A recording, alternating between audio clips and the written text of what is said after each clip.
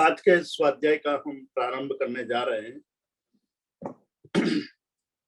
दीपावली का पर्व हमने पिछली बार जब स्वाध्याय के अंत में बताया था कि दीपावली का पर्व के कारण हम एक स्वाध्याय बीच में छोड़ेंगे और आज हम पुनः एकत्र हो रहे हैं। ये हमारा परम सौभाग्य है कि कल परसों ही ज्ञान का पर्व हम लोगों ने मनाया। जैन धर्म में कार्तिक शुक्ल पंचमी के दिन हम ज्ञान की आराधना करते हैं। ज्ञान का दीपक हमारे अंदर प्रकट हो और हम ज्ञान के द्वारा हमारे अंदर पड़े हुए अनादिकालीन मोह के अंधकार को विनष्ट कर सकें, समाप्त कर सकें और साधना की ऊंचाइयों को प्राप्त कर सके। यही ज्ञान का उद्देश्य है और वो ज्ञान की आराधना करने के लिए ही हम ज्ञान पंचमी की आराधना करते हैं। आप सब लोगों ने भी ज्ञान पंचमी की आराधना की होगी। दीपावली का पर्व बहुत ही उत्साहपूर्वक मनाया होगा। सभी को नूतन वर्षाभिनंदन, सभी को साल मुबारक और आने वाला समय पूरा वर्ष आनंद पूर्वक, सुख पूर्वक और ज्ञान की और संयम की वृद्धि के लिए हो, ऐसे मैं भावना पाता हूँ। पिछले स्वाध्याय में हमने देखा था कि संयम का जो आनंद होता है, अनुभव का जो आनंद होता है, ज्ञान की मग्नता का जो आनंद होता है, उस आनंद का वर्णन करना बहुत ही मुश्किल है। हम लोग जो ज्ञान की बात करते हैं वो ज्ञान है सम्यक ज्ञान। हम लोग जो ज्ञान के विषय में चिंतन कर रहे हैं वो बात है जीवन के अंदर सम्यक ज्ञान का आचरण करने से, उसके अनुभव से जो सुख की प्राप्ति होती है उसकी बात कर रहे हैं। इसीलिए महोपाध्याय यशोविदय जी ने 13वें श्लोक में ये कहा था कि ज्ञानमग्न से यत् शर्मं तद्वक्तुं नैव पार्यते। ज्ञान मग्नता का जो सुख है वह शब्दों के द्वारा बताया जाना, शब्दों के द्वारा उसका कथन करना असंभव है, न पार्यते मतलब शक्य ही नहीं है। उतना अधिक सुख का अनुभव होता है जिसका वर्णन करना, शब्दों के द्वारा वर्णन करना अशक्य है। नोपमीयम प्रियाश्लेषे, उन्होंने कहा था कि प्रियाश्लेष, अपनी प्रिय व्यक्ति के साथ आलिंगन करने से, प्रियतमा के साथ आलिंगन करने से जो सुख का अनुभव युवान को होता है, उस सुख से भी अधिक सुख ज्ञान की मग्नता से प्राप्त होता है। नापित चंदन द्रवई, गर्मी के दिन हो, बाहर आग जलती हो, मतलब आग बरसती हो, इतनी गर्मी हो और उस समय कोई हमारे शरीर पर चंदन का लेप करे, चंदन लगा करके हमें शीतलता प्रदान करे, तो हमें जितना आनंद होता है उस आनंद की अपेक्षा से ज्ञान की मग्नता से जो आनंद की प्राप्ति होती है वो कई गुना अधिक है। इस विषय में हमने पिछली बार विस्तार से चिंतन किया था। अब महोपाध्याय यशोविजय जी कह रहे हैं कि ज्ञान मग्नता प्राप्त करने के लिए और ज्ञान मग्नता से युक्त संयम का पालन करने से,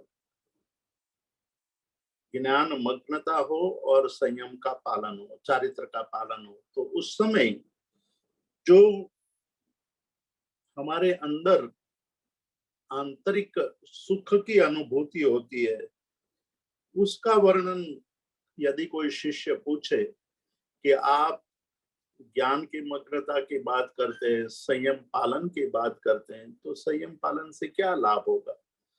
दुनियावी दृष्टि से, बाह्य दृष्टि से देखा जाए तो बाह्य दृष्टि से हम शरीर को कष्ट दे रहे हैं, हम मन को कष्ट दे रहे हैं, हम अन्य सारे कार्यों को त्याग करके संयम की आराधना करते हैं, तो जगत की दृष्टि से तो हम अपने आप को कष्ट दे रहे हैं। जगत की दृष्टि से हम अपने मन को मार रहे हैं। जगत ये सोच रहा है कि ये तो भूखे रह करके अपने आप को कष्ट दे रहा है, मिष्टान्न भोजन नहीं करके स्वाद की जो मजा है, स्वाद का जो आनंद है, वो नहीं लूट रहा है। इस प्रकार की चर्चा जगत करता है। जगत में सभी जीव इसी प्रकार का चिंतन करते हैं, लेकिन यहाँ महोपाध्याय यशोविजय जी कहते हैं कि यह तो बाह्य जगत का ख्याल है।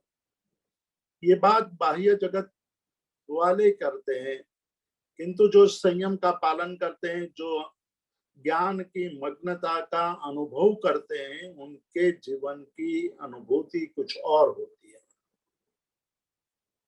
उनको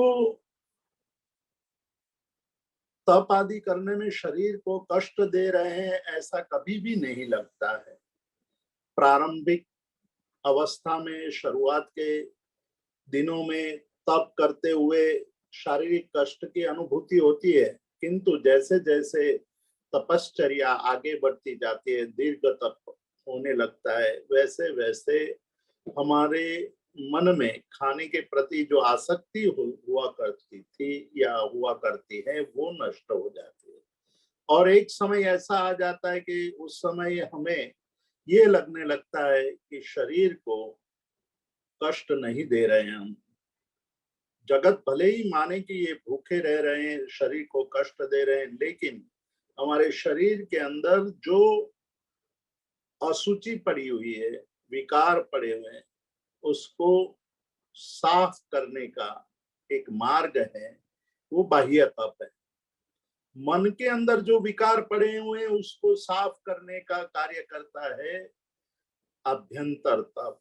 अभ्यंतर तप के द्वारा हम अंदर पड़े हुए हमारे मनोविकारों को शांत करते हैं, समाप्त करते हैं।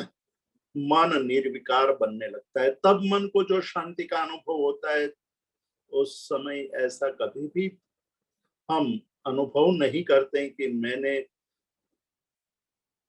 बहुत कुछ खोया या बहुत कुछ मैंने भोगा नहीं, लेकिन उसको यही लगता है कि वो भोग, बाह्य पदार्थों का भोग, बाह्य पदार्थों की अनुभूति की अपेक्षा आंतरिक अंदर के अनुभव की दशा ही कुछ और है, और उस दशा को मैं अनुभव कर रहा हूं।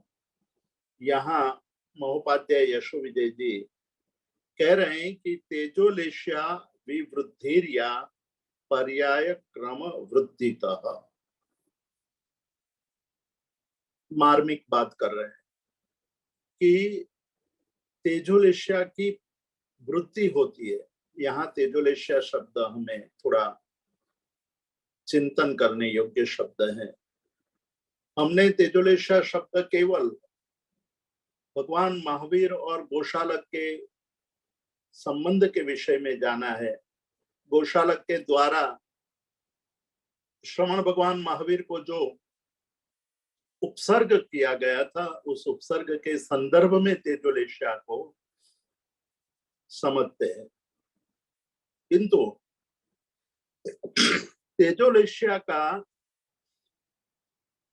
उतना ही अर्थ नहीं है। हम आज थोड़ी तेजोलेश्या की बात करेंगे। एक अर्थ तो तेजोलेश्या यानी एक शक्ति है, एक प्रकार की शक्ति जो तप करने से प्राप्त होती है। विशिष्ट प्रकार का तप करने से जीव के अंदर, साधक के अंदर एक विशिष्ट कोटि की शक्ति उत्पन्न होती है, जो शक्ति से, उसके तेज से वो दूसरे को जला सकता है। इतनी शक्ति, इतना सामर्थ्य पैदा हो जाता है। तो एक अर्थ हुआ तेजो यानी तेजस यानी अग्नि, लेशिया यानी उसका मनोभाव, उसका मन के अंदर जो भाव उत्पन्न होता है वह है तेजोलेशिया, अर्थात ऐसे मन के भाव के जिसका प्रभाव दूसरे को जलाने तक का उत्पन्न हो जाता है। तो ये प्रभाव श्रमण भगवान महावीर के साथ जब वो छतमस्त अवस्था में विचरण कर रहे थे, तब एक गौशाला में कुछ दिनों के लिए ठहरे थे। तब उनके साथ एक युवान जुड़ गया था। श्रमण भगवान महावीर तो मौन में थे। उन्होंने संकल्प किया था कि जब तक मेरा सर्व अज्ञान नष्ट न हो जाए, मेरा मोह समाप्त न हो जाए, तब तक मैं वाक्य का प्रयोग नहीं करूंगा। मौन रहते थे, किंतु मौन रहने पर भी उनके आभा, प्रभा, उनके तप का बल, इन सबके कारण जहां जहां जाते थे वहां वहां लोग अभिभूत हो जाते थे। मतलब कि उनका आचार इतना ऊंचा था कि उनको देख करके लोग ये मानने लगते थे कि यही सत्य है, यही करने जैसा है। यह युवान भी उसके साथ जुड़ गया। गौशाला से जुड़ा हुआ था, इसलिए गौशालक नाम था उसका।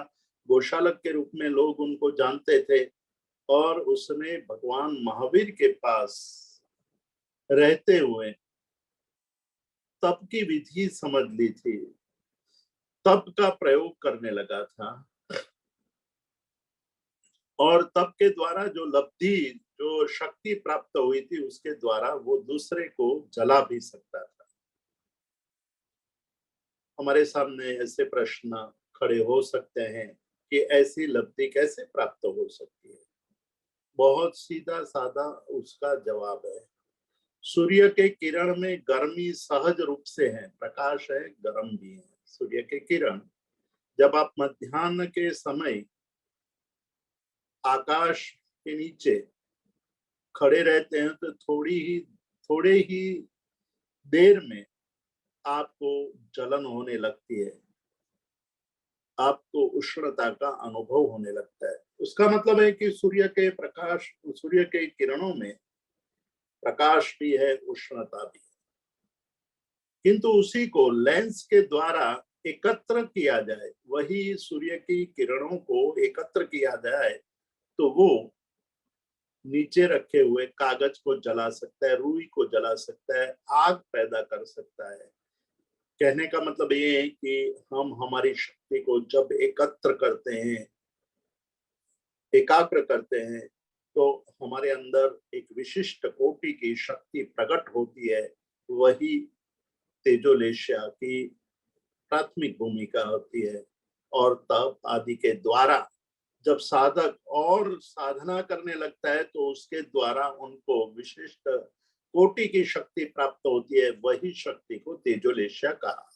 ये एक अर्थ हुआ तेजोलेशिया का। दूसरा अर्थ है कि हमारे भावों को हम इतना पवित्र बना दे, इतना पवित्र बना दे कि जिसके द्वारा हम अपने मन को शांत और सुखमय अनुभव करें। वो है तेजोलेशिया। मतलब विचारों की एकाग्रता, मन की एकाग्रता, मन के अंदर अशुभ विचारों का त्याग, जीवन के अंदर पवित्रता और आचरण में अत्यंत विनम्र भाव से साधना करने से जो शक्ति पैदा होती है, वो शक्ति, परिणाम विशेष की शक्ति, वही तेजोलेश्या है। यह दूसरा अर्थ हुआ। तीसरा अर्थ है तेजोलेश्या का कि जब हम इस प्रकार के आचरण के द्वारा अपनी साधना करते हैं, तब आंतरिक सुख की अनुभूति होती है, आंतरिक आनंद का अनुभव होता है, अंदर से ही आनंद का अनुभव होता है, वहां किसी और की अपेक्षा रहती नहीं है। अभी जो हमारा जीवन है उसमें सुख की अनुभूति करने के लिए, आनंद की अनुभूति करने के लिए हमें औरों की अपेक्षा रहती है। हमारा सुख, हमारा आनंद, हमारी शांति पराश्रित है। इसलिए हम कहते हैं कि आप आए मिलने तो हम आज खुश खुश हो गए, हमारा मन अत्यंत प्रफुल्लित हो गया, हमें आनंद आनंद हो गया। तो ये पराश्रित है। लेकिन साधु, साधक जंगल में रहते हुए, जहां कोई आता जाता नहीं है, किसी को मिलने का होता नहीं है, उस समय भी साधु के मुख पर प्रसन्नता, आंतरिक शांति और सुख की अनुभूति होती है। वो अद्भुत अनुभूति होती है। उस अनुभूति को तेजोलेश्या कहा है। जब शास्त्रों के द्वारा ज्ञान की प्राप्ति हुई, उस ज्ञान की प्राप्ति को जीवन में तदनुसार आचरण करने से, मतलब ज्ञान को जीवन में उतारने से हमारे अंदर एक प्रकार की शक्ति पैदा होती है। वो शक्ति को ही तेजोलेश्या कहा है, आनंद को तेजोलेश्या कहा है। और एक मनो शक्ति, मन की शक्ति जो पैदा होती है, उसको भी तेजोलेश्या कहा है। यहाँ जो गोशालक वाली तेजोलेश्या की बात नहीं है, यहाँ आंतरिक सुख की तेजोलेश्या की बात है कि जैसे जैसे हमारे आचरण की, हमारे अंदर ज्ञान के द्वारा प्राप्त हुए समझ को अपने जीवन में आचरण करते हैं, तो हमारे अंदर आंतरिक सुख की अनुभूति होने लगती है। अब ऐसा कह देना एक बहुत बड़ा कथन है, उस कथन पर भरोसा कौन करेगा? ये भी तो एक बहुत बड़ी बात है। हम विज्ञान के आविष्कार पर भरोसा करते हैं क्योंकि हम चाहे तो विज्ञान के आविष्कारों को, विज्ञान के खोजों को लेबोरेटरी में जा करके उसका पुनः परीक्षण कर सकते हैं। ये पुनः परीक्षण करने से वह बात सिद्ध हो जाती है, इसलिए हमें उस पर संशय करने की अपेक्षा नहीं रहती है। मतलब कि विज्ञान के द्वारा किए गए आविष्कारों का हम पुनः पुनः परीक्षण करके वही नतीजा प्राप्त कर सकते हैं जो नतीजा वैज्ञानिकों ने प्राप्त किया हुआ होता है। तो विज्ञान में और धर्म में एक प्रकार की भिन्नता यही है। विज्ञान भी मनुष्य को सुख देने की बात करता है और धर्म भी जीव मात्र के लिए सुख की कामना, सुख का मार्ग दर्शाता है। विज्ञान भी सुख का मार्ग दर्शाता है, लेकिन विज्ञान की एक सीमा है, विज्ञान की एक मर्यादा है। वो बाह्य सुख, शरीर सुख को या मन के सुख को ही सुख मान करके उसी के लिए नए नए आविष्कार करता है। लेकिन धर्म उससे भी आगे चल करके आत्मिक सुख को प्राप्त करने की बात करता है कि आत्मिक सुख ही सर्वश्रेष्ठ सुख है, और वो सुख यदि आपके पास है तो आपके लिए बहुत बड़ी बात है। मतलब आप उसके द्वारा अपने जीवन को बहुत ही आगे ले जा सकते हैं। तो धर्म का सुख है वो आंतरिक सुख है, पराश्रित नहीं है, पराधीन नहीं है, स्वाधीन है, अपने अंदर ही अपने आप ही उसका सुख का अनुभव हम करते हैं। तो इस प्रकार धर्म के द्वारा जो सुख की अनुभूति होती है, एक अलग प्रकार के सुख की अनुभूति है। होती है। विज्ञान के द्वारा जो सुख की अनुभूति होती है वो बाह्य स्तर पर है, परिधि पर है।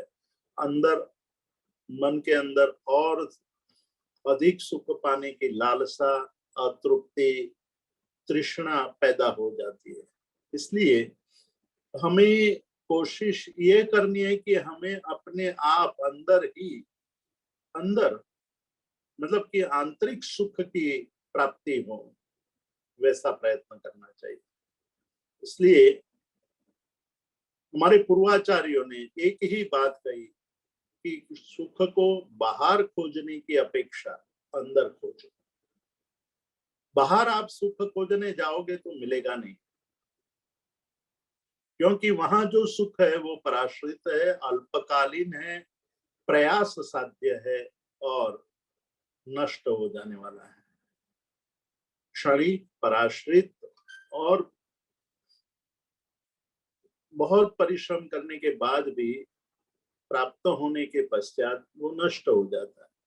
इसलिए वैसे सुखों की अपेक्षा जो सुख शाश्वत हो, जो सुख प्राप्त करके हमारे जीवन में का नित्य रूप में स्थायी हो जाए, वैसे सुख की प्राप्ति की कामना करने की बात करते हैं।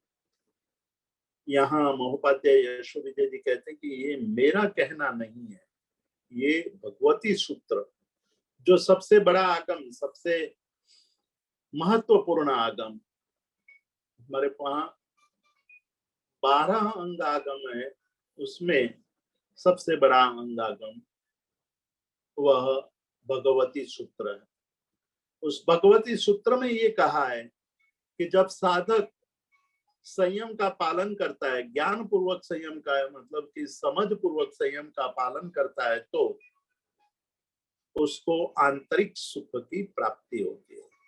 वह आंतरिक सुख को अनुभव करने लगता है। भगवती सूत्र किसने कहा है? भगवती सूत्र किसने रचा है? भगवती सूत्र का रचयिता कौन है? ये प्रश्न हमारे मन में उठ सकता है, क्योंकि ग्रंथ के रचयिता पर भी ग्रंथ का बहुत बड़ा महत्व रहता है। ग्रंथ के रचयिता अर्थ से तीर्थंकर परमात्मा है, जो वितराग है। वितराग होने के कारण दोष रहित है, उनमें कोई दोष नहीं है, दोष मुक्त है। और जिनमें दोष नहीं है उनमें स्वार्थ भी नहीं होता है। जो वितराग है वो निस्वार्थ भाव से परिपूर्ण होते हैं। जो स्वार्थी होते हैं वो राग द्वेष युक्त होते हैं। जिसमें राग और द्वेष होते हैं वो कुछ ना कुछ कामना से कार्य करते हैं, स्वार्थ से कार्य करते हैं। कार्य पूर्ण होते हैं वो भूल जाते हैं। वो सारे राग और द्वेष के परिणाम है, राग और द्वेष की स्थिति है। किंतु जब हम वितराग की तरफ दृष्टि डालते हैं तो हमें पता चलता है कि न उनको कोई राग है किसी के प्रति, न द्वेष है किसी के प्रति, केवल वितराग भाव है और जीव मात्र के प्रति कल्याण की कामना है कि जीव मात्र सुखी हो जाए, जीव मात्र सुख का अनुभव करे, यही उनकी कामना होती है। इसलिए वितराग का वचन, वितराग की वाणी निर्दोष निर्दुष्ट प्रमाणभूत मानी जाती है।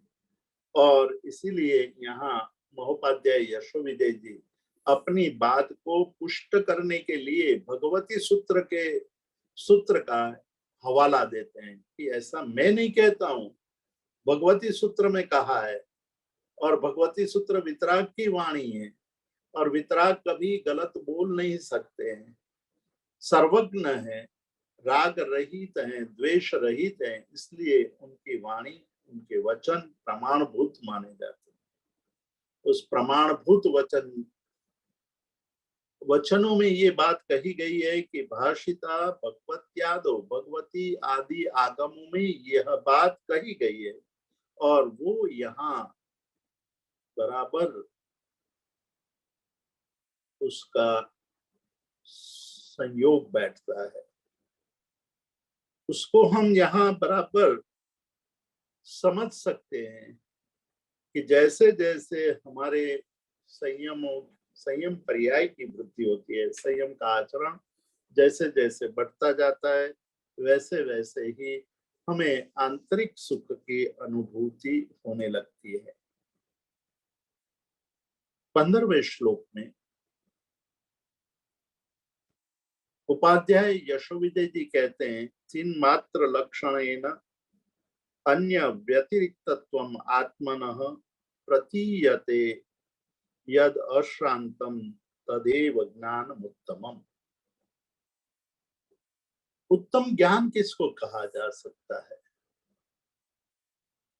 जो धन कमा दे वो उत्तम ज्ञान है। जिस ज्ञान से आप पूरे विश्व में परिभ्रमण कर सकते हैं वो ज्ञान सर्वश्रेष्ठ है। जिस ज्ञान से आप नए नए आविष्कार कर सकते हैं वो ज्ञान सर्वश्रेष्ठ है। यहाँ महोपाध्याय यशोविजय जी उन सब ज्ञान की अपेक्षा से एक और ज्ञान की बात करके कहते हैं कि वही ज्ञान सर्वश्रेष्ठ है, उत्तम है। उसी ज्ञान को प्राप्त करने की हमें कोशिश करनी चाहिए। चिन्ह मात्र लक्षणेन, जो ज्ञान, जिस ज्ञान के द्वारा हमें आत्मा में चिन्ह मात्र का मतलब ज्ञान मात्र का अनुभव होने लगे। कैसा? व्यतिरिक्तत्वम अन्य आत्मनः, आत्मा से भिन्न सभी पदार्थ व्यतिरिक्त अलग है, ऐसा जब अनुभव होने लगे तब समझना चाहिए कि वह ज्ञान उत्तम है। लेकिन यहाँ उस बात को और स्पष्ट करते कहते हैं कि यद अश्रांतम, जो निरंतर, अश्रांत मतलब बीच बीच में विश्रांति ले ले, ऐसा ज्ञान नहीं होना चाहिए। वो निरंतर जिसका ज्ञान हमें होता रहे, बीच में कहीं भी अंतराल न पड़े, बिना अंतराल का हमें अनुभव ये होता रहे कि मैं मात्र ज्ञानमय हूं, मैं औरों से भिन्न हूं, मैं इस देह से भिन्न हूं, इंद्रियों से भिन्न हूं, मन से भी भिन्न हूं।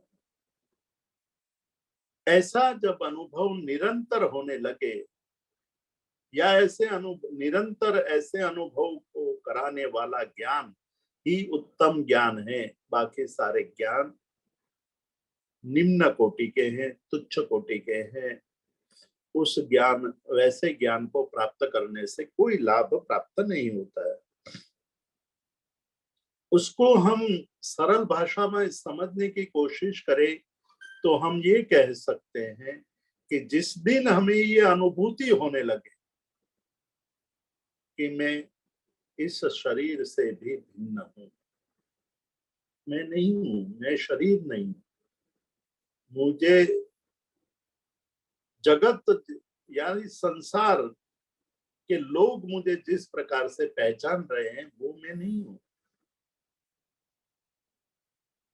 ये नाम वगैरह मुझे जो दिया गया है, वो ज्ञान, वो नाम तो नष्ट होने वाला है। इसीलिए भरत चक्रवर्ती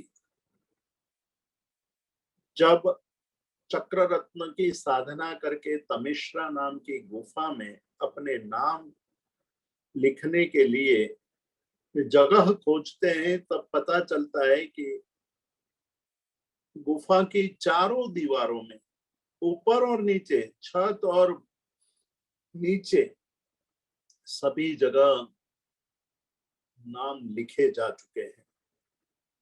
एक अक्षर तक की जगह नहीं है। दो तीन बातें इससे स्पष्ट होती है कि आप इस संसार में पहले चक्रवर्ती नहीं है। नम्रता की बात आती है, अहंकार का नष्ट कर देने वाला ये प्रसंग है। जब चक्र रत्न की प्राप्ति होती है तो सहज रूप से ये अहंकार उत्पन्न होने का पूरा संभव है कि इस संसार में मेरे जितने शक्तिशाली, मेरे जितने प्रबल शस्त्रों का स्वामित्व अभी किसी के पास नहीं है। मैं सबसे ज्यादा समर्थ हूं। और उस समर्थ में अहंकार, उस सामर्थ्य में जब अहंकार प्रवेश कर लेता है तो विनाश के कगार पर जाकर खड़ा हो जाता है। इसलिए आप देखिए कि वर्तमान जगत में सब एक दूसरे से डर रहे हैं। कारण एक ही है कि सबके पास आणविक शस्त्र है, और आणविक शस्त्र यानी अणु बम आदि है, वो पूरे विश्व को विनष्ट कर सकते हैं आणविक शस्त्रों के कारण। जब आपके पास शस्त्र प्रबल होता है तो अहंकार भी प्रबल बन जाता है, और अहंकार प्रबल बन जाता है तो आप विनाश बहुत जल्दी करने लगते हो। ये घटना ये थी, भरत चक्रवर्ती को दर्शाने के लिए पर्याप्त थी। भरत चक्रवर्ती स्वयं अपने आप में आंतरिक जागृति रखने वाले पुरुष थे। उन्होंने सोचा, उनकी आंखों में एक बार अश्रु भी आ गया कि मेरे पहले बहुत सारे चक्रवर्ती हो चुके हैं जिन्होंने यहाँ साधना करके अपने नाम इस दीवारों पर अंकित कर दिए। मुझे किसी एक और का नाम मिटाना पड़ेगा। और तुरंत ही उसको याद भी आता है कि आज मैं किसी और का नाम मिटाता हूँ, कल कोई और मेरा नाम भी मिटा देगा। मैं जिसके लिए यहाँ प्रयत्न कर रहा हूँ वो प्रयत्न भी तो व्यर्थ है। तो अहंकार पैदा ना हो इसीलिए ये घटना थी। सामर्थ्य पैदा हो चुका है लेकिन अहंकार पैदा ना हो, इसलिए उन्होंने अपने नाम की नश्वरता के प्रति सजगता प्राप्त कर ली। वो जब तमिश्रा गुफा से बाहर निकलते हैं, चक्रवर्ती बनकर निकलते हैं, चक्रवर्ती बनने के पश्चात वो विश्व विजेता के रूप में अपना जुलूस निकालते हैं, तब चक्र रत्न नगर में प्रवेश नहीं कर रहा है। पूछते हैं कि कौन है, अभी मुझे उसको जीतना बाकी है। जब तक मैं पूरे विश्व को जीत नहीं लेता तब तक ये चक्र नगर में प्रवेश नहीं करेगा। ये चक्र का नियम होता है। पता चला अपने भाई पर ही विजय पाना प्राप्त बाकी है। हम ये घटना को बहुत अच्छी तरह जानते हैं। भरत और बाहुबली का युद्ध की घटना हम जानते हैं। इस घटना के पीछे जो बात है वो ये है कि सामर्थ्य होने पर हम अपने सगे भाई के प्रति भी वैर, सगे भाई को भी मारने के लिए तैयार हो जाते हैं। ये वैश्विक सत्यता है, उसको हम मिटा नहीं सकते। परंतु जब ये चक्र चला रहे थे, बाहुबली को ये लगा कि मैं कहाँ फंस गया हूँ, ये मेरा सगा भाई है और मुझे ही मारने के लिए तैयार हो गया है। उसको अपने प्रति वैराग्य उत्पन्न हो गया और वहां रुक गए। भाई को कहा कि तुम्हें जो चाहिए वो ले जाइए, मुझे कुछ भी नहीं चाहिए, मैं तो ये सब छोड़ करके चला, मुझे इसमें कोई भी आसक्ति नहीं है। तथापि थोड़ा छोटा सा अहंकार उनको मार रहा था, और वो जब अहंकार नष्ट हुआ तब केवल ज्ञान उत्पन्न हो गया। जब केवल ज्ञान का मतलब यही है कि जो अपना नहीं है उसको अपना नहीं मानना, जो अपना है उसको अपना मानना, जो अपना है उसी में रममाण रहना, उसी में लीन तल्लीन रहना, आत्मा में लीन रहना। इसलिए यहाँ कहते कि चिन्मात्र लक्षणम लक्षणेन अन्य व्यतिरिक्तत्वम आत्मनः। आत्मा से अन्य जो कुछ भी है वो व्यतिरिक्त भिन्न है। प्रतीयते यद शांतम, इस प्रकार की अनुभूति निरंतर बनी रहे। ये नहीं कि जब आपको कोई दुर्घटना घट जाए, जैसे कल ही मतलब कल रात को मोरबी में एक विशेष प्रकार की दुर्घटना घट गई। पुराना ब्रिज टूट गया। उस ब्रिज पर जो लोग थे वो मच्छू नदी में गिरे और मर गए। बहुत सारे लोग मर गए। एक बहुत बड़ी दुर्घटना थी। ऐसी दुर्घटना सुने, जब हम लोगों ने सुबह ये समाचार सुने, तब ये लगा कि ये जीवन कितना अस्थिर है। जीवन का क्या भरोसा है? जीवन का कोई भरोसा नहीं है। जो लोग वहां गए होंगे, नदी के पुल पर जब घूम रहे होंगे, तब उनको पता नहीं रहा होगा कि कुछ ही क्षण में हम इस संसार को छोड़कर चले जाएंगे। हम जीवन हार जाएंगे, हम जीवन को छोड़ देंगे। इतनी अस्थिरता, इतनी अनिश्चितता, इतनी इस संसार की विचित्रता है। उसको जान करके ये भाव आ जाए और फिर दूसरे दिन आप कुछ और अच्छे समाचार सुनो, सारा जीवन फिर राग द्वेष में लीन हो जाए। इस प्रकार की स्थिति, इस प्रकार का अनुभव वो वास्तविक अनुभव नहीं है। इसलिए यहाँ कहा है कि हमारा जो अनुभव होना चाहिए वो अशांत, विश्रांति रहित, यानी बीच में कहीं भी कोई भी प्रकार का अंतराल नहीं होना चाहिए। इसलिए बार बार मैं कहता हूं कि आप सप्ताह में एक बार ऐसा समय निकालिए, सप्ताह में एक दिन ऐसा निकालिए कि जिस दिन आप केवल अपने आप में लीन रहने की कोशिश करें। कुछ ऐसा निमित्त बनाइए, कुछ ऐसे नियम बनाइए कि जिसके द्वारा आप अपने आप में लीन रहने की कोशिश बहुत ही सरलता से, बहुत ही अच्छी तरह कर सके। ऐसा करने से, एक दिन के अभ्यास से जो अनुभूति होगी, वो 2 दिन अभ्यास करने में आपको निमित्त बनेगी। एक दिन की अभ्यास की स्थिति, और जो 2 दिन कर पाएगा वो 4 दिन तक भी कर पाएगा। और फिर धीरे धीरे उनके जीवन में ये एक अनुभूति हो जाएगी कि बाहर सुख नहीं है, अंदर ही अंदर सुख है। तो जब हमारी ये अनुभूति निरंतर बनी रहे कि ये शरीर मैं नहीं हूं, मैं तो केवल चिन्ह मात्र यानी ज्ञान मात्र हूं। ज्ञान का स्वभाव प्रकाश करना है। ज्ञान को दीपक की उपमा दी है कि जिस प्रकार से दीपक प्रकाश देता है, अंधकार का नाश करता है, ज्ञान वो स्वयं भी प्रकाशित है और दूसरे को भी प्रकाशित करता है। उसी प्रकार ज्ञान स्वयं प्रकाशित है और दूसरे को प्रकाशित करता है। दूसरे को प्रकाशित करने का अर्थ है कि हम दूसरे को जान सकते हैं।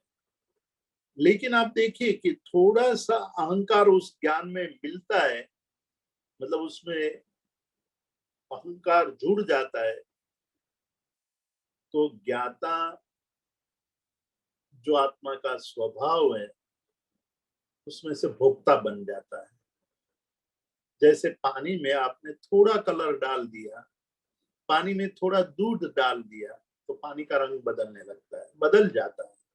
उसी तरह निर्मल, ऐसे स्वच्छ पवित्र जल जैसे आत्मा के अंदर अहंकार का रंग जब घुलने लगता है, तब आत्मा भी ये भाव करने लगती है कि नहीं नहीं, ज्ञान के द्वारा नहीं, मैं मेरे द्वारा ही जान रहा हूं, मेरा ये प्रयास है, मेरी ये शक्ति है। और वो भूल जाता है कि मैं अपने स्वरूप को समझने की बजाय शरीर और मन के स्वभाव को अपना स्वभाव मान लेता हूं। पर ये सब तो यहाँ छूट जाने वाला है, ये कुछ भी साथ में आने वाला नहीं। ये चिंतन निरंतर बढ़ता रहे, ये चिंतन निरंतर होता रहे, तो हमारे अंदर एक प्रकार की जागृति बनी रहेगी, एक प्रकार की सजगता बनी रहेगी, एक प्रकार का हमारा जो अनुभव है वो गहन गहन तर और गहनतम बनता जाएगा। जैसे जैसे हमारा अनुभव गहन बनता जाएगा, वैसे वैसे हमें आनंद की अनुभूति होने लगेगी। शरीर वो मैं नहीं हूं, ये शरीर और मैं अलग हूं। मैं मतलब आत्मा, मैं मतलब चैतन्य शक्ति, मैं मतलब जो चिन्ह मात्र दर्शन ज्ञान चारित्र तप युक्त स्वरूप जो आत्म तत्व है वो मैं हूं। ऐसा जब अनुभव होने लगा, प्रतीत होने लगे, तब आपके अंदर बहुत सारी स्पष्टता अपने आप होने लगेगी कि ये शरीर मेरा नहीं है, तो मैं क्या कर रहा हूं। बच्चे जब समुद्र के तट पर मिट्टी के घर बनाने की या घर में बैठकर ताश के पत्तों से घर बनाने की कोशिश करते हैं, तब जो घर बन जाता है तब उसमें मोह करने लगते हैं कि देखो मेरा घर कितना सुंदर है। दूसरे बच्चों को बुला बुला कर कहते हैं कि तुम्हारे घर की अपेक्षा मेरा घर कितना बड़ा है, कितना सुंदर है, मैंने कितनी कितनी अंदर नई नई बातें रखी हैं। तो उसमें उसको आनंद आने लगता है, उसमें उसको खुशी होने लगती है। लेकिन जैसे ही सूर्यास्त हो जाता है, अंधेरा इस सृष्टि पर छा जाता है, बालक अपने घर चले जाते हैं, अपने ही मकान को तोड़ कर चले जाते हैं, लात मार करके, बस चलो अब खत्म हो गया। ये जो अंतिम बात है लात मारने वाली, वो हम नहीं कर पाते हैं। वो जीवन के अंतिम श्वास तक हम इस मकान में, इस पदार्थों में, इस शरीर के प्रति इतने मोहित हो जाते हैं, इतने मोहित हो जाते हैं कि हम उससे भिन्न है ये मानने के लिए भी हम कटिबद्ध नहीं हो पाते हैं। हमारा स्वभाव, हमारी मनोदशा, हमारा आचरण भिन्न हो जाता है। तो वो अहंकार के कलर को ज्ञान की शक्ति के साथ घुल मिल ना जाए, वो सजगता हमें चाहिए। वो सजगता के लिए हमारे पास बहुत सारे निमित्त आते हैं, बहुत सारे निमित्त। उस निमित्त को आप पकड़ते जाइए, उस निमित्त पर आप चिंतन कीजिए चिंतन। उस पर आप 12 भावना में से किसी एक भावना को लेकर के उसका चिंतन कीजिए। उसके अंदर आप देखिए कि अनित्यानि शरीराणि, शरीर अनित्य है। जो कल घर से निकले होंगे, छठ की पूजा करके निकले होंगे, आनंद मनाने के लिए निकले होंगे, लोगों ने ये सोचा होगा कि 140 साल पुराने पुल पर हम घूमेंगे, मौज मस्ती करेंगे, और उनको पता नहीं था कि यही हमारे आनंद दुख में परिवर्तित हो जाएगा। ये शरीर यहीं छूट जाएगा, हम जिसको आनंद कह रहे हैं वो आनंद तो यहीं छूट जाएगा। ये अनित्य है, ये शरीर अनित्य है, जीवन अनित्य है, संबंध अनित्य है, संसार के सभी पदार्थों के साथ मेरे संबंध भी अनित्य है। सब कुछ छूटेगा, कोई भी चीज हमारे साथ आने वाली नहीं। अनासक्त भाव से रहने का मतलब यही है कि अपने पदार्थों के प्रति आसक्ति से रहित होकर के जीवन जीने का अभ्यास करना। तो वो ये सोचेगा कि क्या ले गए, ये 200 लोग मर गए, वो क्या ले गए, कुछ भी नहीं ले गए साथ में। अनित्य भावना का संबंध उस पर आप गौर से चिंतन करते हुए सार्थक कीजिए। फिर धीरे धीरे आप अपने शरीर पर आइए कि क्या मैं भी चला जाऊंगा। श्रीमद राजचंद्र बहुत छोटी अवस्था में अपने परिवार में किसी की मृत्यु को देखा उन्होंने, तब उन्हें ये पता नहीं है कि मर जाना क्या होता है। जब उनके शरीर को जला रहे थे स्मशान में, तब वो देख करके उनके मन में चिंतन पैदा हो गया कि क्या सभी के शरीर को इस प्रकार जला दिया जाएगा और मेरे शरीर को भी जला दिया जाएगा, मैं भी नहीं रहूंगा तो क्या होगा? यही सत्य है तो मुझे क्या करना चाहिए? तो फिर मुझे जो नश्वर है उसमें आनंद लेना चाहिए या जो शाश्वत है उसको मुझे पाने की कोशिश करनी चाहिए। तो वो शाश्वत को प्राप्त करने की खोज में निकल पड़ेगा। अपने आप अंदर अपने अंदर झांकने लगेगा, बहुत गहराई से अंदर उन गहराई में उतरने लगेगा। तब उनको पता चलेगा कि मैं इन सब से भिन्न, शुद्ध, निरंजन, निराकार, चेतन, ज्ञानमय, सुखमय, अनंत शक्ति स्वरूप आत्म तत्व हूं। मैंने ही मेरा नुकसान किया है। तुममेव तुमम मित्तम किम बहिया मित्तम इच्छसे। श्रमण भगवान महावीर आचार्य सूत्र में ये पंक्ति बताते हुए कहते कि तुममेव तुमम मित्तम, तू ही तेरा मित्र है और तू ही तेरा दुश्मन है। जगत के कोई और व्यक्ति आपके मित्र या दुश्मन नहीं है। तुममेव तुमम मित्तम किम बहिया मित्तम इच्छसी। तुम ही तुम्हारे मित्र हो, बाहर के मित्रों की अपेक्षा क्यों कर रहे हो? और तुम ही तुम्हारे दुश्मन हो, बाहर के लोगों पर दुश्मन के लेबल लगाने से क्या फायदा होगा? वही तो गलती हम करते आ रहे हैं, अनेक भोर से करते आ रहे हैं और इसी गलती के कारण संसार की वृद्धि होती रही है। जब ये पता चलेगा तब ये अनुभूति होने लगेगी कि मैं मात्र ज्ञान स्वरूप हूं। इस संसार में मेरा एक अलग प्रकार का स्वरूप है जो मैं जानना और समझना चाहिए, उसकी कोशिश करनी चाहिए। उसके बीच इस प्रकार की विशुद्ध भावना उत्पन्न होने में मुझे कौन कौन से तत्व है जो मेरी साधना में बाधक है, उस पर चिंतन कीजिए। एक दिन साधना में साधक तत्वों की विचारणा करते हैं तो दूसरे दिन बाधक तत्वों की विचारणा कीजिए। सिद्धर्षि गणी उपमिति भव प्रपंचा कथा में बहुत ही सरल ढंग से ये समझाते हैं कि तीन बात समझ लो। एक, पांच अव्रत, हिंसा, असत्य, चोरी, अब्रह्म और परिक्रम। पांच विषय को समझ लो, स्पर्श, रस, गंध, रूप और शब्द। इन पांच विषयों को जान लेंगे तो भी पता चलेगा कि क्या कहाँ मैं फंस रहा हूँ।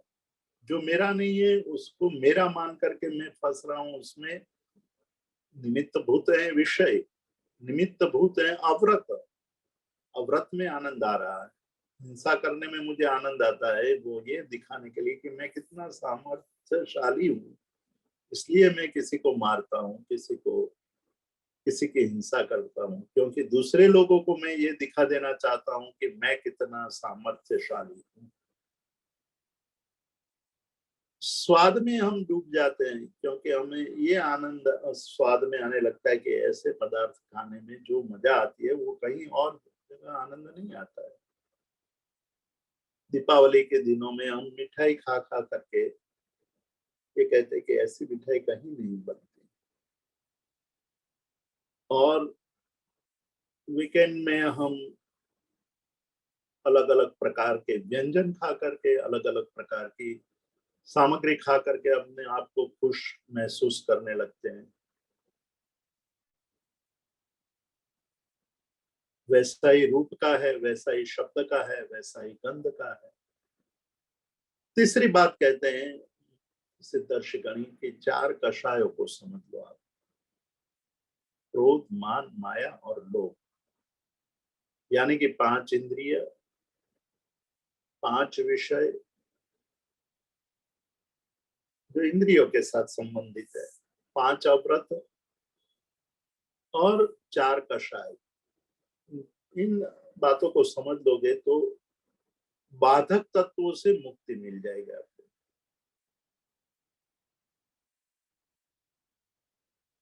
हमारे पास जो वासना पड़ी हुई है, कामना पड़ी हुई है, वस्तुओं को प्राप्त करने की, वस्तुओं को भोगने की इच्छाएं पड़ी रही है, वही हमारे बाधक तत्व है। जिस दिन इच्छा समाप्त हो जाएगी, वासना समाप्त हो जाएगी, कामना समाप्त हो जाएगी, हमारा अंदर का जो आवरण है वो हट जाएगा। हम तो एक एक लेयर बढ़ाते जा रहे हैं, विषय, वासना, कषाय, इंद्रियों, अव्रत आदि के द्वारा। वो समझ नहीं है, इसलिए हम आवरणों को बढ़ाते जाते हैं, लेयर पर लेयर लगाते जा रहे हैं।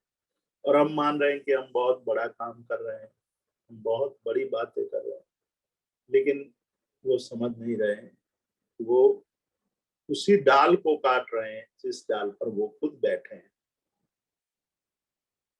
तो 5 अव्रत, 5 विषय और 4 कषाय को यदि हम समझ लेते हैं तो हमारे लिए बहुत बड़ी बात हो जाती है। तो सप्ताह में एक दिन बाधक तत्व को पकड़िए, एक दिन साधक तत्व को, जिससे साधना हमारी गहराई में चले। वो मैत्री, प्रमोद, करुणा, मध्यस्थ भावना, जिसके द्वारा हम अनित्य, अशरण, एकत्व, अन्यत्व, असुचित्व, आश्रम, संवर, निजरा, लोक, दुर्लभ, बोधि, धर्म में कहे गए तत्वों की चिंतन में लगाएंगे तो हमारा ज्ञान ज्यादा विशुद्ध बनेगा, ज्यादा निर्मल बनने लगेगा। केवल हमें प्रयत्न करने की कमी है, उस प्रयत्न करने लगेंगे, जीवन सार्थक होने लगेगा। यही बात महोपाध्याय यशोविद्या जी कह रहे हैं कि आप चेतन और जड़ तत्व के स्वभाव को जानिए, उतना ही पर्याप्त नहीं है, उसको समझ में ला करके उसका अनुभव भी कीजिए। जब अनुभव करने लगेंगे तो अपार आनंद का अनुभव होने लगेगा, जो विश्व की कोई भी यूनिवर्सिटी, कोई भी रेस्टोरेंट, कोई भी होटल आपको आनंद नहीं दे सकता है, वो आनंद आपको प्राप्त होगा। इतना ही कह करके आज के स्वाध्याय को हम विराम देंगे। किसी को प्रश्न पूछना हो तो हैंड रेज कर सकते हैं, और किसी को कुछ बात करनी है, अपनी बात करनी है तो वो। हाँ सर, मैं निर्मल बोल रहा हूँ। ओके। नहीं, निर्मल बुरन बोल रहा हूँ सर मैं। नील नहीं है सर। नहीं, आप बोलिए ना। हाँ, नमस्कार जीतू भाई। आपने जो एक चीज बहुत अच्छी बताई आज, कि वीक में एक दिन अपने आप में लीन होने के लिए जो आपने प्रेरित किया है, तो जरा उसको थोड़ा सा एलेबोरेट करेंगे, अपने आप में हम कैसे लीन हो सकते हैं या उसके लिए हमें क्या करना चाहिए? हाँ जी, सबसे पहले जो हमने बताया कि आप जितने भी बाधक तत्व है, मतलब हमारे ज्ञान को, हमारी समझ को जो बाधा उत्पन्न करने वाले तत्व है, उसको आप चिंतन में लाइए। दूसरा, एक समाज, विश्व में जो घटनाएं घट रही हैं, अलग अलग प्रकार की घटनाएं घट रही हैं, उसका तात्विक चिंतन करने की कोशिश करें। हम चिंतन तो करते हैं, लेकिन व्यवहारिक दृष्टि से चिंतन करते हैं, तात्विक दृष्टि से नहीं करते। तात्विक दृष्टि से चिंतन करने का मतलब है कि ये हमें क्या इंगित कर रहे हैं, क्या सूचित कर रहे हैं, ये घटनाएं हमें क्या सूचित कर रही हैं। और जब इस प्रकार के चिंतन आप अंदर गहराई में उतरेंगे तो आपको स्वयं अनुभव होने लगेगा कि बहुत बड़ा हमें संदेश दे रही है, प्रत्येक घटना हमें संदेश दे रही है। जो बातें संसार में, धर्मम के ग्रंथों में संसार को देखने के लिए बताई गई है, वो आपको स्पष्ट होने लगेगी।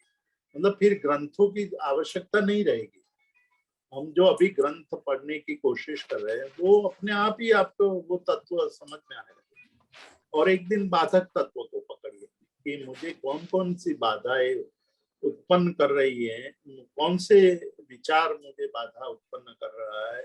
हम मेरे जीवन में मेरी सुख की जो अनुभूति है उसमें मुझे कौन ऑब्स्टेकल के रूप में मेरे सामने आकर खड़े हैं। जैसे स्वार्थ है, मोह है, अज्ञान है, माया है, लोभ है, ये सारे तत्व हैं। उस तत्व को हम चिंतन में लाएं कि क्या ये ऐसा करने से कोई पदार्थ जिसमें मैं अपने आप को मानता हूँ, मैं और मेरा मानता हूँ, वो बात हमेशा बनी रहेगी, वो रहेगा?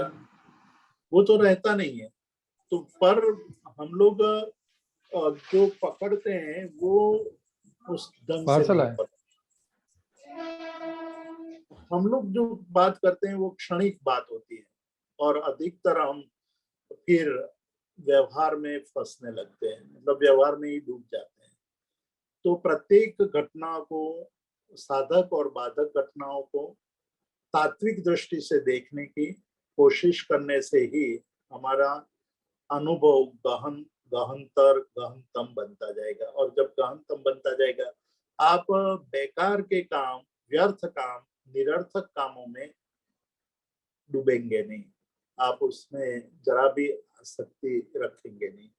एक आनंद की जिंदगी जीने का अनुभव आप स्वयं करने लगेंगे।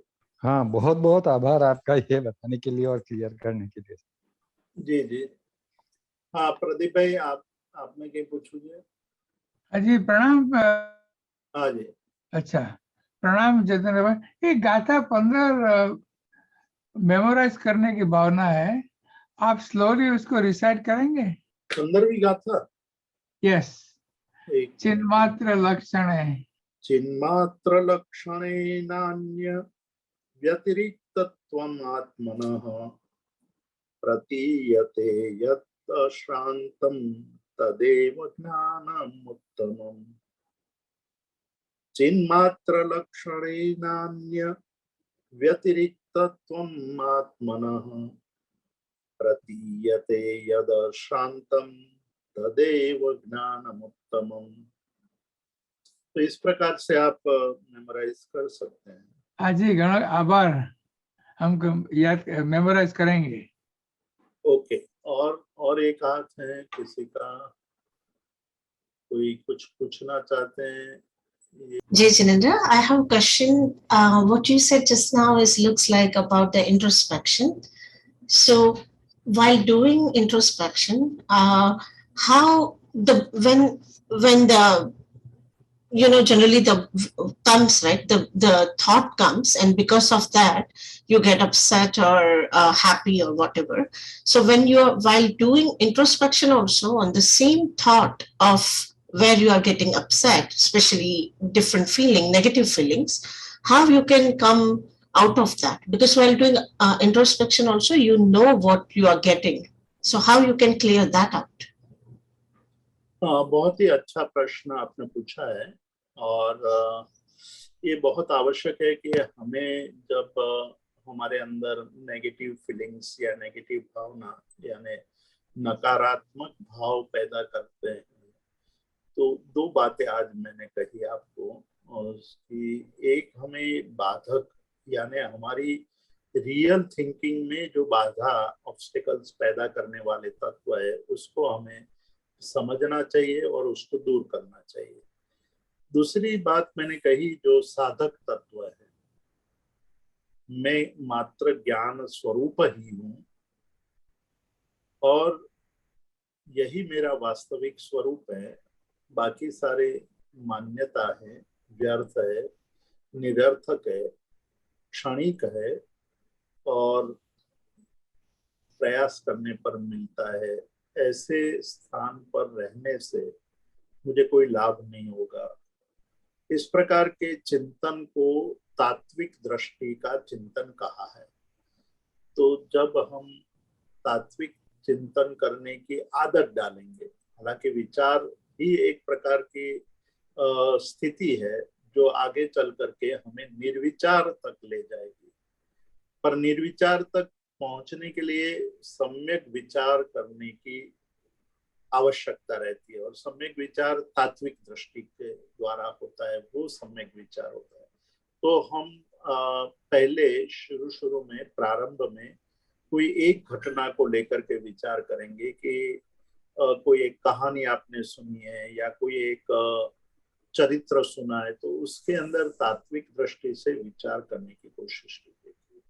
तात्विक रूप से देखा जाए तो क्या है, जैसे आज मैंने भरत चक्रवर्ती का एक दृष्टांत आपके सामने रखा कि वो घटना बहुत ही मार्मिक घटना थी कि चक्र रत्न की प्राप्ति होने का मतलब है कि आपके पास वो चाबी आ जाए कि सारे विश्व का विनाश कर सके।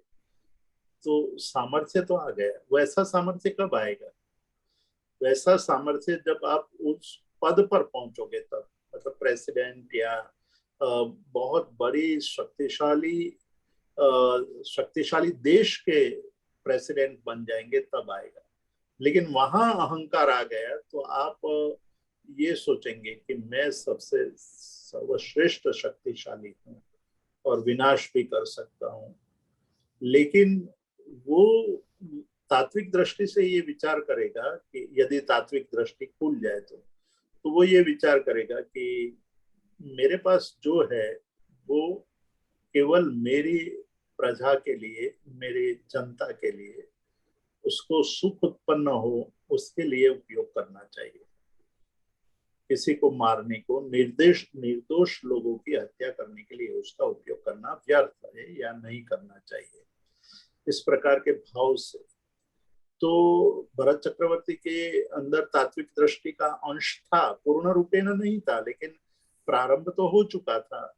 वो दृष्टि हमें अपने जीवन में भी लानी चाहिए, यानी कि प्रत्येक घटना को तात्विक दृष्टि से पहले शुरू में उसका चिंतन करके वहां तक पहुंचना, फिर एक आदत बनेगी। आदत बनने से आपके जितने भी नेगेटिव विचारधारा उत्पन्न होती है वो रहेगी ही नहीं, क्योंकि आखिरकार तो आप देखेंगे तो सभी कुछ अपने मन का ही इस संसार में हमारा सुख और दुख का कारण है।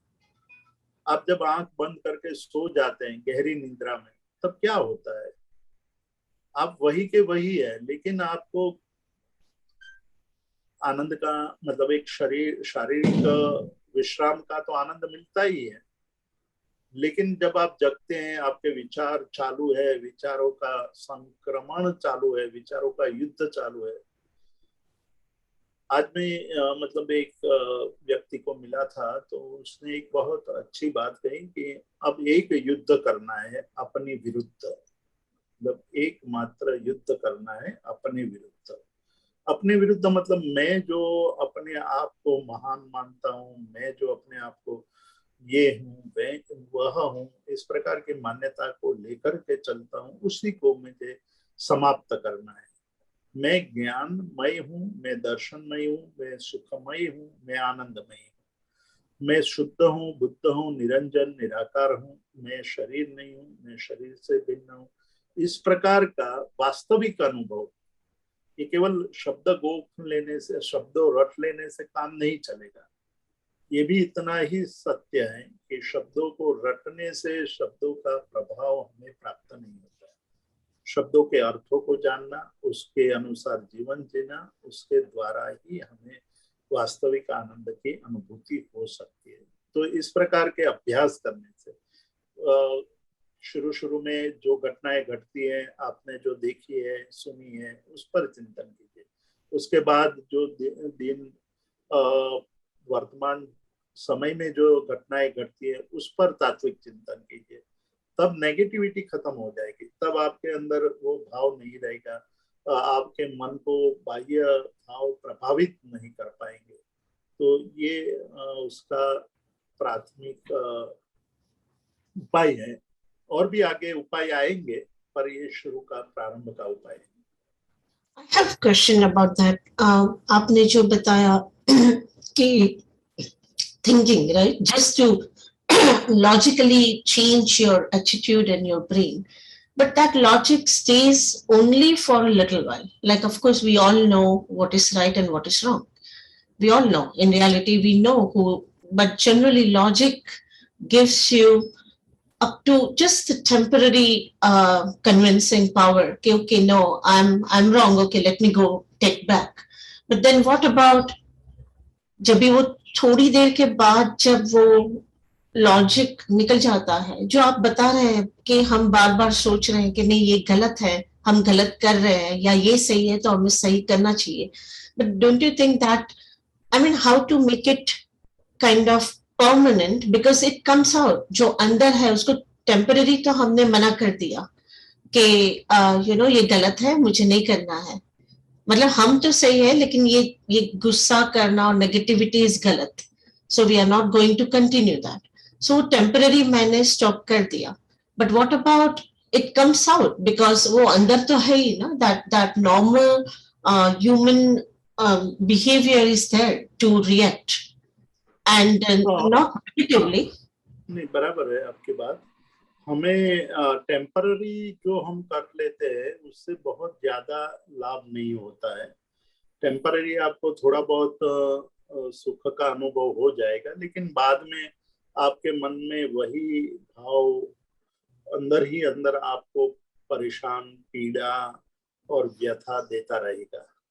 इसीलिए हमें परमानेंट किस प्रकार से हो सके, तो परमानेंट के लिए ही हम ये चिंतन कर रहे हैं कि प्रत्येक पदार्थ या प्रत्येक घटना को देखने की उस मतलब दृष्टि, हमारे देखने का विजन है, उसको बदलना पड़ेगा. उसको बदलने के लिए तात्विक विचार आना चाहिए. तात्विक विचारने का मतलब है कि वास्तविक क्या है, जो मैं भी कर रहा हूँ वो वास्तविक है, कि जो वास्तविक है वो मैं कभी सोचता ही नहीं हूँ. तो इस प्रकार के चिंतन से आपका जो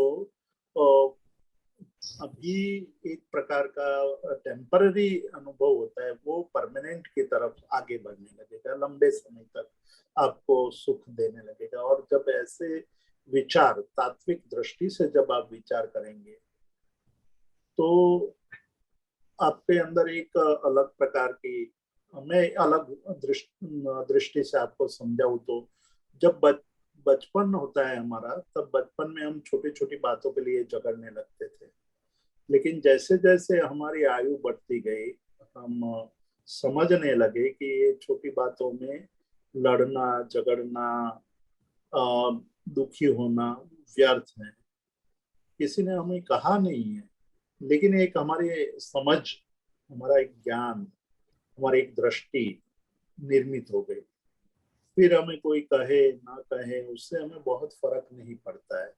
और जब वो उससे भी आगे निकल जाता है, कॉलेज और यूनिवर्सिटी में पढ़ने लगता है, तो कई बातें उनको व्यर्थ लगने लगती है कि भाई ये सब बातें व्यर्थ है, मुझे उसको छोड़ देनी चाहिए. जब समझ एक अंदर से गहराई में पहुंचने लगती है, तब जो स्थिति है वो परमानेंट की तरफ आगे बढ़ने लगती है. हमारे अंदर जितना अहंकार तीव्र पड़ा होगा, सबसे मूल कारण तो अहंकार है. पर उस अहंकार को हम उस पर लिपापोती कर देते हैं, मतलब हम उसको ढांक देते हैं. हम अहंकार को अहंकार के रूप में भी नहीं मानते कई बार. तो उस अहंकार, ईगो जिसका बहुत ज्यादा है, उसको पीड़ा भी ज्यादा है. अहंकार समाप्त हो जाता है, क्रोध भी समाप्त होता है. क्रोध समाप्त हो जाता है, माया करने की आवश्यकता नहीं रहती है. फिर एक ही बात रह जाती है, वो लोभ की बात है. लोभ को जब हम संतोष के द्वारा जीतने लगते हैं तो बाकी के सारे जो दुख है वो समाप्त हो जाते हैं. तो कई तरह से हम अपनी जो स्थिति है, नेगेटिविटी है, उसको दूर करके पॉजिटिविटी को परमानेंट बनाने के लिए मतलब बहुत प्रयत्न तो करना ही पड़ेगा.